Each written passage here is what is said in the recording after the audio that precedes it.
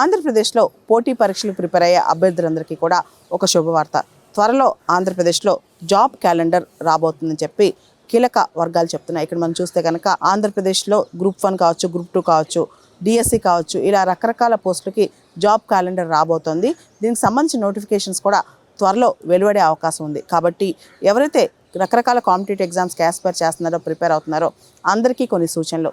Number 1, ఒకే ఎగ్జామ్కి stick అవ్వకుండా నేను గ్రూప్ 1 రాస్తాను, గ్రూప్ 2 రాస్తానని కాకుండా మల్టిపుల్ ఎగ్జామ్స్, మీకు ఎలిజిబిలిటీ ఉన్న అన్ని ఎగ్జామ్స్కి ప్రిపరేషన్ ఈ రోజే, ఈ క్షణమే మొదలెట్టండి. రెండోది, చాలా మంది సిలబస్ అయ్యేంత వరకు కూడా, రివిజన్ చేసేంత వరకు కూడా టెస్టులు రాయరనమాట. అలా కాకుండా రోజు కొన్ని బిట్ బ్యాంక్స్ కానీ టెస్టులు కానీ ప్రాక్టీస్ చేయండి. మూడో అంశం, ఎవరైతే ప్రిపరేషన్ స్టార్ట్ చేద్దాం అనుకుంటున్నారో వాళ్ళందరూ కూడా ఇమీడియట్ గా ఈ రోజు నుంచే రోజుకి 12 గంటలు టైం టేబుల్ వేసుకుని ప్రిపరేషన్ స్టార్ట్ చేయండి. మనందరికీ తెలుసు, లక్షల్లో అప్లికేషన్ పెడుతుంటారు, కేవలం వేలల్లోనే ఉద్యోగాలు వస్తుంటాయి. కాబట్టి ఆ వేలల్లో అంటే చాలా తక్కువ మందిలో మనం ఎలా ఉండాలి, మనం ఎలా అవుట్ స్టాండ్ అవ్వాలనే దాని మీద ఎక్కువ ఫోకస్ పెట్టండి.